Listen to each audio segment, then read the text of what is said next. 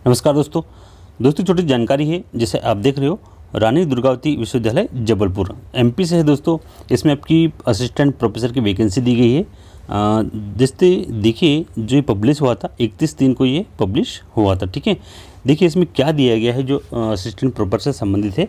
देखिए इसमें क्या है, मध्य प्रदेश शासन उच्च शिक्षा मंत्रालय भोपाल के पत्र क्रमांक, दोस्तों ये जो पत्र क्रमांक थे उसके अकॉर्डिंग यहाँ पर जानकारी दी गई है। ठीक है, तो देखिए क्या है, ये पत्र क्रमांक है। देखिए पत्र में दिए गए निर्देशों का पालन करते हुए विश्वविद्यालय के समस्त विभागों में निम्नानुसार अनारक्षित रिक्त प्रोफेसर, एसोसिएट प्रोफेसर और असिस्टेंट के पदों की पूर्ति हेतु दिनांक 2/5/2022 को शाम 4 बजे तक, ठीक है, तो इसकी जो लास्ट डेट है आपकी 2/5/2022 तक रहेगा, शाम 4 बजे तक योग्य उम्मीदवारों से आवेदन पत्र आमंत्रित किए जाते हैं।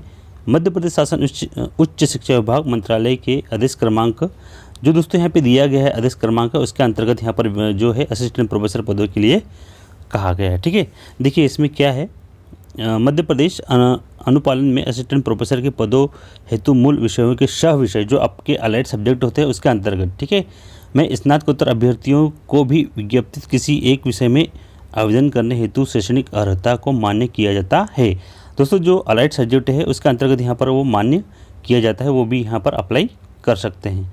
देखिए सब विषयों में जो आपके अलाइड सब्जेक्ट है, स्नातकोत्तर उपाधि प्राप्त अभ्यर्थियों को स्नातक स्तर पर विज्ञप्ति मुख्य विषय का अध्ययन उत्तीर्ण होना आवश्यक है। निर्धारित तिथि के पश्चात प्राप्त आवेदन पत्रों पर विचार नहीं किया जाएगा। विज्ञापन एवं सह विषयों जो आपके अलाइड सब्जेक्ट है संबंधित विस्तृत विवरण जो आपका विश्वविद्यालय की वेबसाइट यहाँ पे दी गई है, आप देखना चाहो तो यहाँ पे अवलोकन कर सकते हो। ठीक है, तो यहाँ पे इन्होंने दे दिया है। तो चलिए दोस्तों जो पोस्टें हैं, किस किस सब्जेक्ट में कौन से पोस्टें हैं देखते हैं फटाफट। देखिए दोस्तों यहाँ पे दिया गया है, विभाग का नाम है आपका, ठीक है, ये विभाग का नाम है और आपकी प्रोफेसर, एसोसिएट प्रोफेसर और असिस्टेंट प्रोफेसर 3 कैटेगरी में है पोस्टें आपकी दी गई है। ठीक है, देखिए आपका जो है प्रोफेसर कैटेगरी में दोस्तों ऑलरेडी आप देख लेना, क्योंकि ऑलरेडी इसमें दोस्तों एक्सपेंस मांगा जाता है अधिकांश, और एसोसिएट प्रोफेसर में भी है। लेकिन दोस्तों ये है आपके असिस्टेंट प्रोफेसर के लिए। ठीक है, आप देखना चाहो तो एक बार देख लीजिए, पोस्टें काफ़ी कम है, लेकिन दोस्तों परमानेंट पोस्ट है तो एक बार आप जरूर अप्लाई करो, आपके पास पीएचडी है, क्योंकि दोस्तों अगर इसमें एपीआई स्कोर लागू होगा और पीएचडी वालों को मिनिमम 25 से 30 अंक एक्स्ट्रा मिल जाते हैं दोस्तों। ठीक है, तो एक बार आप देखना चाहो और आपका सब्जेक्ट है तो बिल्कुल एक बार ट्राई जरूर कीजिए।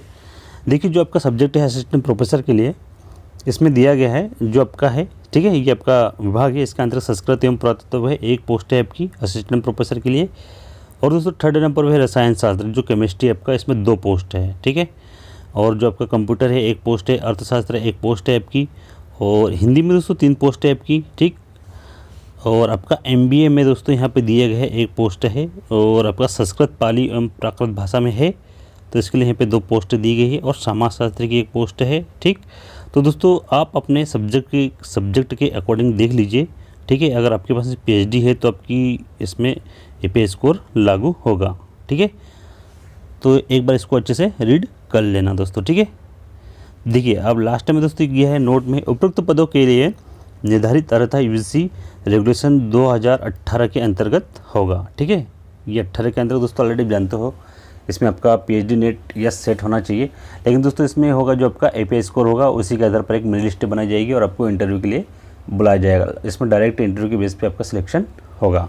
ठीक है, देखिए आप जो अन्य शर्तें इसमें क्या दिया गया है देखते हैं। ये देखिए, आवेदन पत्र कार्यालय के दिनांक निर्धारित शुल्क 300 रुपये जमा कर प्राप्त कर सकते हैं। कार्यालय से आप 300 रुपये जमा करोगे तो आपको आवेदन पत्र मिल जाएगा, या तो फिर आप बाहर चाहें तो आप डाक द्वारा मंगवा सकते हैं 350 रुपये में। ठीक है, किसके नाम से देना है यहाँ पे इन्होंने मेंशन करके दिया गया, तो एक बार इसको अच्छे से रीड कर लेना।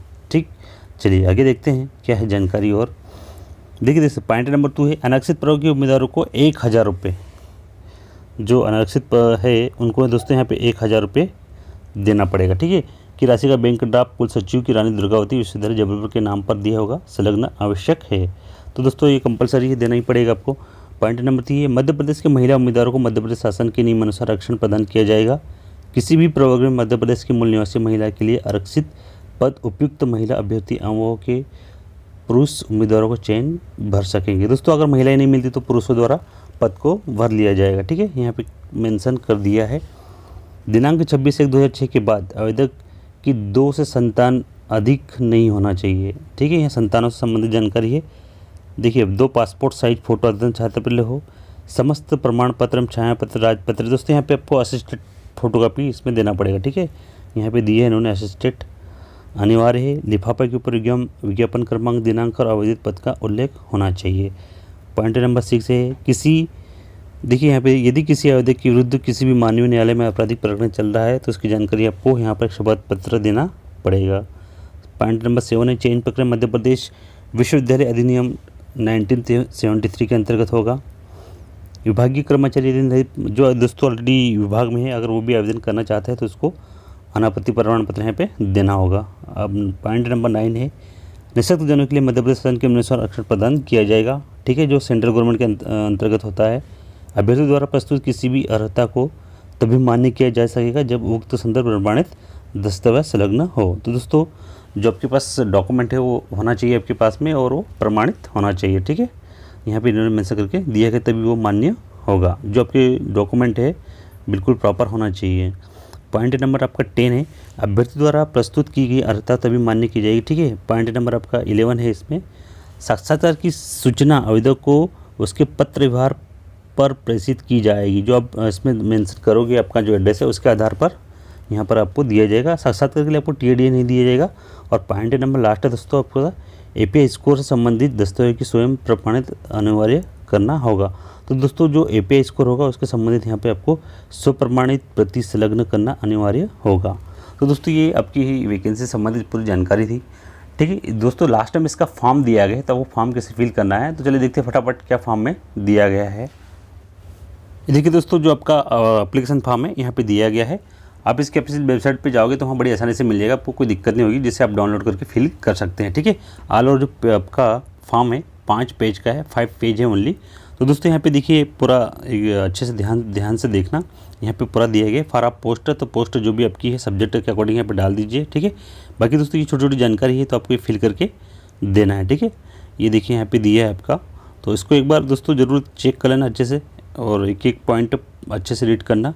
ठीक है, उसके बाद ही फॉर्म फिल करना। अगर आप इंटरेस्टेड हो और आपके पास PhD है तो दोस्तों बहुत ही गुड न्यूज़ है आपके लिए, तो एक बार ज़रूर ट्राई कीजिए, क्योंकि दोस्तों ऐसे चांस बहुत कम मिलते हैं। क्योंकि दोस्तों ये ऑलरेडी MP से है और इसमें आपका इंटरव्यू होगा, इंटरव्यू बेस पे एक मेरिट बनेगी और मेरिट के आपका सिलेक्शन होगा। ठीक है, बस दोस्तों एक छोटी सी जानकारी अब तक पहुँचाना था। अगर आपको जानकारी अच्छी लगी हो तो वीडियो को लाइक, सब्सक्राइब और कमेंट जरूर कीजिए। तो चलिए मिलते हैं स्टूडियो में। जय हिंद, जय भारत।